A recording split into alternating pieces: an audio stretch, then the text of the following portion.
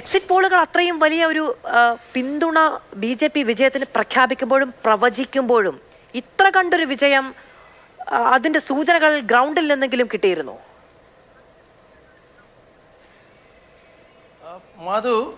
നേരത്തെ മാധു പറഞ്ഞതുപോലെ തന്നെ ഈ 10 വർഷത്തെ ഒരു ഭരണം, അതിനുണ്ടായിരുന്ന ആൻറ്റി ഇൻകംബൻസി ഫാക്ടർ ഇത് ഏറെക്കുറെ പ്രകടമായിരുന്നു. പക്ഷേ ആം ആദ്മി പാർട്ടിയുടെ പരാജയം എത്രത്തോളം ആഘാതം അതിനുണ്ടായിരിക്കുമെന്നത് മാത്രമായിരുന്നു കാത്തിരുന്ന് കാണേണ്ടത്. അതാണ് ഇന്ന് തെരഞ്ഞെടുപ്പ് ഫലത്തിൽ വന്നിരിക്കുന്നത്. പക്ഷേ എനിക്കിവിടെ പറയാനുള്ള ഏറ്റവും പ്രധാനപ്പെട്ട കാര്യം, ഈ തെരഞ്ഞെടുപ്പ് വിജയം BJPയെ സംബന്ധിച്ചിടത്തോളം പല തരത്തിലും, അത് ദേശീയ തലത്തിലായിക്കോട്ടെ രാജ്യാന്തര തലത്തിലായിക്കോട്ടെ, അതിനൊക്കെ വലിയൊരു പ്രസക്തിയുണ്ട്. കാരണം 2024 ലോക്സഭാ തെരഞ്ഞെടുപ്പിൽ ഈ മോദി പ്രഭാവം കഴിഞ്ഞു, അതിൻ്റെ ഒരു ഫേസ് കഴിഞ്ഞു എന്നുള്ള ഒരു വാദഗതി ആയിരുന്നു ആ തെരഞ്ഞെടുപ്പ് ഫലത്തിന് ശേഷം വന്നിരുന്നത്. പക്ഷേ ഇന്ന് നരേന്ദ്രമോദി BJP ആസ്ഥാനം നടത്തിയ പ്രസംഗത്തിൻ്റെ തുടക്കത്തിൽ അദ്ദേഹം പറഞ്ഞത്, ഈ ഡൽഹിയിലെ ഒരു പ്രത്യേകത അദ്ദേഹം എടുത്തു പറയുന്നുണ്ടായിരുന്നു. ഈ ഡൽഹി എന്ന് പറഞ്ഞു കഴിഞ്ഞാൽ ഒരു മിനി ഭാരതമാണ്. എല്ലാ സംസ്ഥാനങ്ങളിൽ നിന്നുള്ള ആൾക്കാരും കൂടെ ചേരുന്ന ഒരു പ്രദേശമാണ് ഡൽഹി. ഒരുപക്ഷെ രാജ്യത്ത് മറ്റൊരു സംസ്ഥാനത്തിനും അതുപോലത്തെ ഒരു പ്രത്യേകതയില്ല. അങ്ങനെയുള്ള ഒരു കോസ്മോപൊളിറ്റൻ അല്ലെങ്കിൽ അങ്ങനെയുള്ള ഒരു ഡെമോഗ്രാഫിക് പ്രൊഫൈലുള്ള ഒരു സംസ്ഥാനത്താണ് BJPക്ക് വിജയം ലഭിച്ചതെന്ന് അദ്ദേഹം പറഞ്ഞത്. ഈ 2024 കഴിഞ്ഞു എന്ന് പറയുന്ന മോദി തരംഗം അല്ലെങ്കിൽ മോദി പ്രഭാവം അതിന് യാതൊരു തരത്തിലുള്ള കോട്ടവും ഉണ്ടായിട്ടില്ല എന്ന അദ്ദേഹത്തിൻ്റെ പ്രസംഗത്തിലൂടെ അദ്ദേഹം പറയുകയായിരുന്നു എന്ന് വേണം കരുതേണ്ടത്.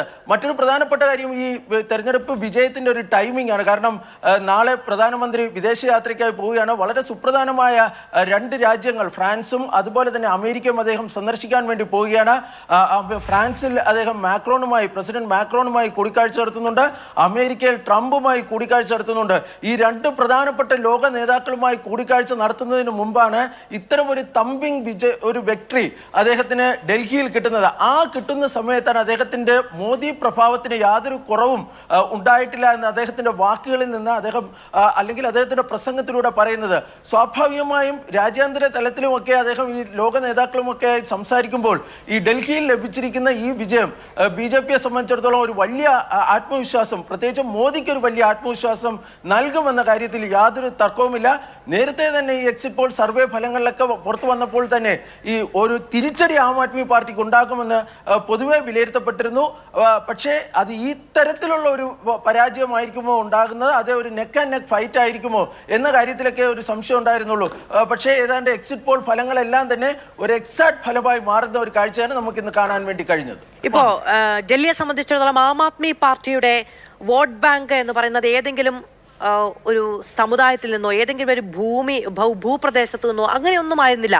സാധാരണക്കാർ, ലോവർ മിഡിൽ ക്ലാസ് എന്നിവിടങ്ങളിൽ നിന്ന് തന്നെയാണ് വലിയ തോതിൽ. കാരണം ബാലൊക്കെ ഡൽഹിയിൽ ജീവിക്കുന്ന മനുഷ്യരാണ്. അപ്പോൾ അവനവൻ്റെ ദൈനംദിന ജീവിതത്തിന് എത്രത്തോളം അനുകൂലമായ സാഹചര്യം ഉണ്ടാക്കി കൊടുക്കാൻ ഒരു വലിയ പരിവർത്തനത്തിലൂടെ ആം ആദ്മിക്ക് തുടക്കത്തിൽ കഴിഞ്ഞു എന്നതൊരു പ്രധാനപ്പെട്ട കാര്യമാണ്. ഇപ്പോൾ മറ്റ് സർക്കാരുകളോ രാഷ്ട്രീയ പാർട്ടികളോ ജനങ്ങൾക്ക് മുന്നിൽ ഞങ്ങൾ പാലും തേനും ഒഴുക്കാം എന്നത് പറഞ്ഞ പോലെ ആയിരുന്നില്ല. അക്ഷരാർത്ഥത്തിൽ അതിനോട് ഏറെക്കുറെ അതൊക്കെ പ്രാവർത്തികമാക്കുന്ന ഒരു സമീപനം ആം ആദ്മിക്ക് സാധിച്ചു എന്നുള്ളതുകൊണ്ടാണ് പഞ്ചാബിലേക്കൊക്കെ ആ കാര്യങ്ങളുമായി മുന്നോട്ട് പോകാനും രാഷ്ട്രീയ വിജയം നേടാനും ഒക്കെ കഴിഞ്ഞത്.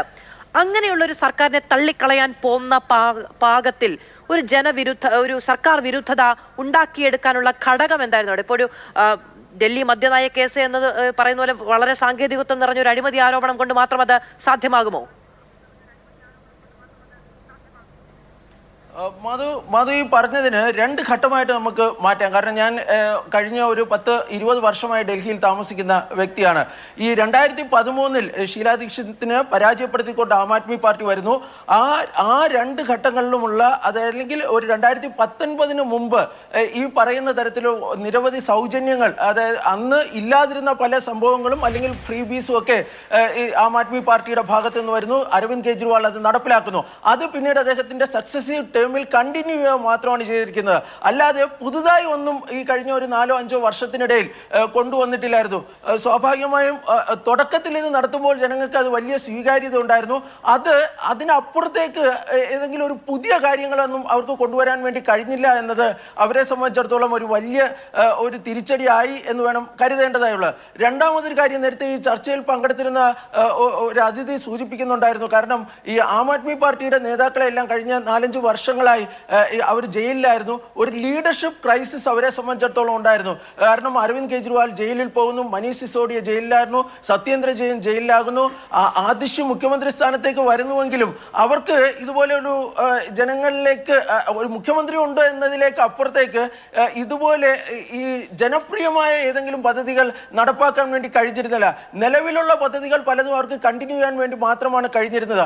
അതിൽ തന്നെ ഈ ലഫ്റ്റനന്റ് ഗവർണറും സർക്കാരും തമ്മിലുള്ള ഈ നിരന്തരമായ പോര് കാരണം പലപ്പോഴും ആ സർക്കാർ വിചാരിച്ചിരുന്ന അല്ലെങ്കിൽ സർക്കാർ പ്രഖ്യാപിച്ചിരുന്ന പല പദ്ധതികൾ അവർക്ക് നടപ്പാക്കാനും വേണ്ടി കഴിയുകയും ചെയ്യുന്നില്ല. മാത്രമല്ല ഒരു തെരഞ്ഞെടുപ്പ് വർഷത്തിൽ അരവിന്ദ് കെജ്രിവാൾ ഇന്ന് പുറത്തു വരും, നാളെ പുറത്തു വരുമെന്ന പ്രതീക്ഷയിൽ ഏറെ ദിവസങ്ങൾ മുഖ്യമന്ത്രിയുടെ ഓഫീസിൽ മുഖ്യമന്ത്രി ഇല്ലാത്ത സാഹചര്യം പോലും ഉണ്ടായിരുന്നു. അതിനുശേഷമാണ് അതിഷി സ്ഥാനമേൽക്കുന്ന സാഹചര്യം പോലും ഉണ്ടായത്. ഒരു ക്രൈസിസ് ടൈമിൽ ഇനി മുഖ്യമന്ത്രി ഇല്ലാതെ മുന്നോട്ട് പോകാൻ കഴിയില്ല എന്ന ഘട്ടത്തിലൊക്കെയാണ് പുതിയൊരു മുഖ്യമന്ത്രി വരികയും ചെയ്തത്. ഒരു തെരഞ്ഞെടുപ്പ് വർഷത്തിൽ സ്വാഭാവികമായും ആളുകൾക്ക് അതിനോടൊക്കെ വലിയ എതിർപ്പ് ഉണ്ടാവുകയും ചെയ്യും.